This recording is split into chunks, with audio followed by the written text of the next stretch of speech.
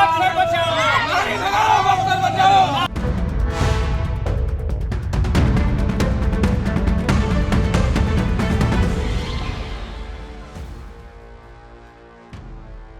नमस्कार, capital TV Bihar के एक खास प्रोग्राम चुनावी चौसर में आपका बहुत बहुत स्वागत है। आज हम चलेंगे विश्वामित्र की धरती बक्सर में। तो बक्सर की जो लड़ाई हो रही है, बक्सर में वो जो जंग हो रही है, उस जंग में किसका पलड़ा भारी हो सकता है और कौन चारों खाने चित हो सकता है, आज इस प्रोग्राम में हम उसी का विश्लेषण करेंगे। देखिए, बड़े बड़े दिग्गज उतरे हैं बक्सर की लड़ाई में। अश्विनी चौबे के मैदान से हट जाने के बाद मिथिलेश तिवारी पर भरोसा जताया बीजेपी ने। मिथिलेश तिवारी को वहां बाहरी बताया जा रहा है, विरोध हो रहा है, जगह जगह पर पुतले फूके जा रहे हैं। एक कार्यक्रम में तो जनता दल यूनाइटेड के पदाधिकारी इतने नाराज हुए कि मंच छोड़ के चले गए। आइए देखिए, एक वानगी देखिए जो मिथिलेश तिवारी का विरोध हो रहा है बक्सर में।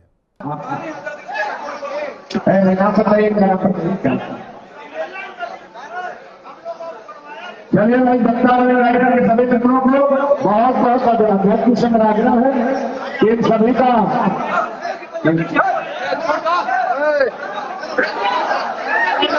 और एनडीए के सभी मित्रों को एक बार सभी का सम्मान करिए।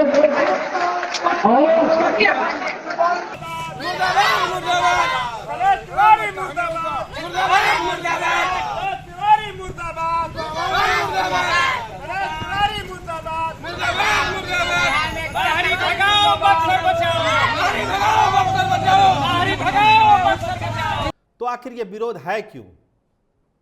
विरोध का सबसे बड़ा कारण है आनंद मिश्रा आईपीएस अधिकारी रहे हैं, इस्तीफे के बाद बक्सर में पिछले साल भर से चप्पा चप्पा छान रहे हैं।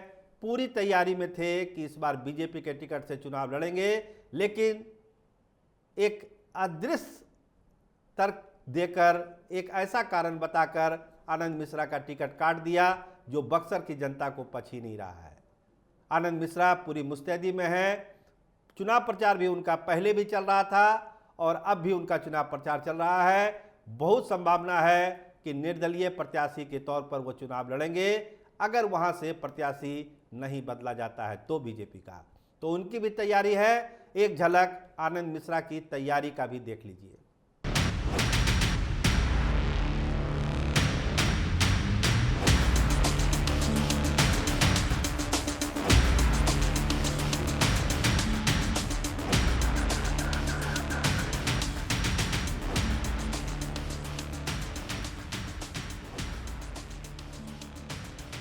तो फिर होगा क्या? रास्ता निकलेगा कैसे बक्सर में? विश्वामित्र की इस धरती पर रास्ता निकलेगा कैसे? तो रास्ता निकालने की कोशिश तो वक्त ही कर सकता है। देखिए, एनडीए का ये हाल है तो महागठबंधन में भी पेच फंसा हुआ है। जगदाबाबू के बेटे सुधाकर सिंह वहां से चुनावी अखाड़े में उतरने वाले हैं। पढ़े लिखे हैं, बिहार सरकार में मंत्री रहे हैं, बहुत ही अच्छी छवि है अपने इलाके में। और जो होता है, जिस तरह से जगदाबाबू पाक साफ हैं, उसी तरह इनको भी इलाके में पाक साफ और बिहार के लोग जानते हैं कि सुधाकर सिंह मतलब भ्रष्टाचार मुक्त शासन की गारंटी है। लेकिन ददन पहलवान, पुराने खिलाड़ी, उस अखाड़े के पुराने पहलवान बक्सर के, वो भी ताल ठोक रहे हैं। निर्दलीय वो भी अखाड़े में उतरेंगे। इसके अलावा बसपा से अनिल कुमार भी वहां से चुनावी मैदान में उतर रहे हैं, जो बसपा के यहाँ पर हेड हैं। बिल्डर भी है, पटना के बड़े बिल्डर हैं, बक्सर से भाग आजमा रहे हैं। तो मतलब बक्सर में पहलवानों की कोई कमी नहीं है। लेकिन घात प्रतिघात और जो विरोध है प्रत्याशियों का, वो वहाँ का चुनावी गणित तय करेगा। देखिए, राजपूतों की एक बहुत बड़ी आबादी वहाँ पर, लगभग 2.5 लाख राजपूत बताए जाते हैं। ब्राह्मणों की भी आबादी है और भी दूसरी बिरादरी भी है वहाँ पर। तो फिर आखिर वहाँ के लोग ये सवाल करते हैं कि राजपूतों की इतनी बड़ी आबादी, तो फिर राजपूत सांसद क्यों नहीं बन पा रहे हैं, ब्राह्मण क्यों बन जा रहे हैं? तो इस बार राजपूतों में एक जागृति आई है और ये सवाल पूछा जा रहा है, क्या पार्टी लाइन और तमाम चीज़ों को दरकिनार कर सुधाकर सिंह के फेवर में राजपूत वहाँ पर वोट डालेंगे? क्या राजपूतों का समर्थन सुधाकर सिंह को वहाँ मिलेगा? एनडीए कैंडिडेट को नहीं मिलेगा। एनडीए का कैंडिडेट कौन है? मिथिलेश तिवारी आप जानते हैं, लेकिन उनका भारी विरोध हो रहा है। आनंद मिश्रा वहां पर पाक साख छवि के युवा आईपीएस अधिकारी, पढ़े लिखे, तमाम योग्यता से परिपूर्ण, लेकिन भाजपा ने उनका टिकट काट दिया। उसको लेकर वहां पर काफ़ी गुस्सा है कि आनंद मिश्रा को प्रत्याशी क्यों नहीं बनाया गया। बाहरी भगाओ बक्सर बचाओ, बाहरी भगाओ बक्सर बचाओ के नारे आपको बक्सर में सुनने को मिल जाएंगे। लोकल लाओ बक्सर बचाओ, ये नारे वहाँ गूंज रहे हैं, आनंद मिश्रा के लिए गूंज रहे हैं कि भाई मिथिलेश तिवारी को हम लोग, अश्विनी चौबे तक तो ठीक था, बर्दाश्त कर लिए, लेकिन मिथिलेश तिवारी को हम कैसे बर्दाश्त करें। तो ये अभी चल रहा है, जब तक कि केंद्रीय नेतृत्व या बड़े नेता वहाँ पहुँचेंगे नहीं, समझाएंगे नहीं, तब तक लगता नहीं कि ये मामला सलटेगा। आज की तारीख में जब हम और आप बात कर रहे हैं 24 के चौसर में, तो मामला मिथिलेश तिवारी के लिए बहुत बढ़िया नहीं है।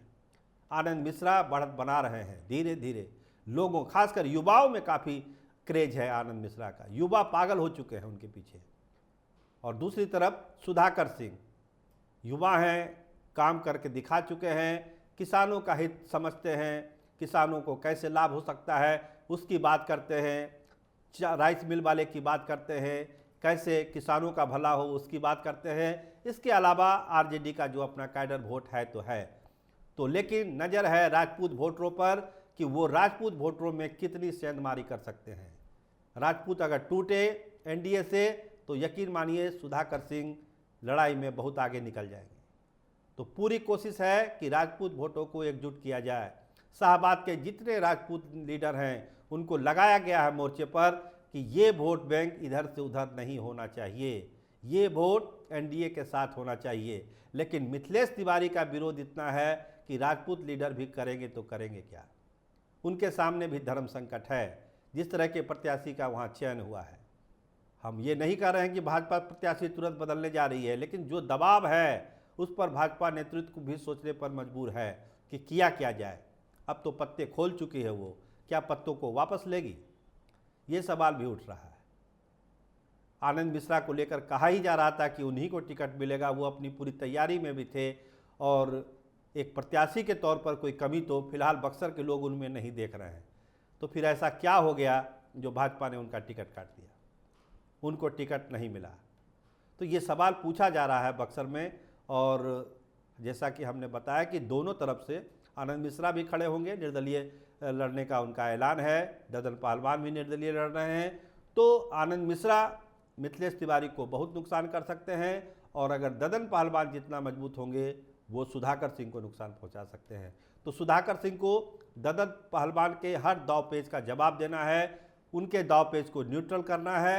इसके अलावा राजपूत वोटों में बड़ी सेंधमारी करनी है, तब सुधाकर सिंह दिल्ली पहुंच सकते हैं।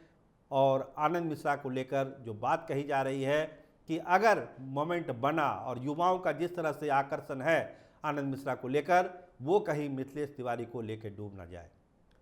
लेकिन बनारस से सटी हुई कॉन्स्टिट्यूंसी है, प्रधानमंत्री का अपना चुनाव क्षेत्र है, अंतिम चरण में वहाँ मतदान होना है, माहौल पूरा राममय ही रहेगा, ये यकीन मानिए। यही सब चीज़ें मिथिलेश तिवारी को बचाने के लिए सहायक हो सकती है।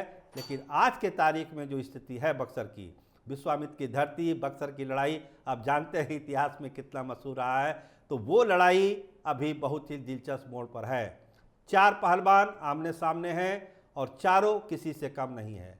जब पहलवानों की ये जंग होगी तो यकीन मानिए बक्सर एक नया इतिहास लिखने वाला है। लेकिन सबसे बड़ा सवाल राजपूतों के बीच में है, क्या राजपूत बक्सर में एक नई कहानी इस बार लिखने जा रहे हैं। आप देखते रहिए कैपिटल टीवी बिहार। आपका बहुत बहुत धन्यवाद, आपका बहुत बहुत शुक्रिया।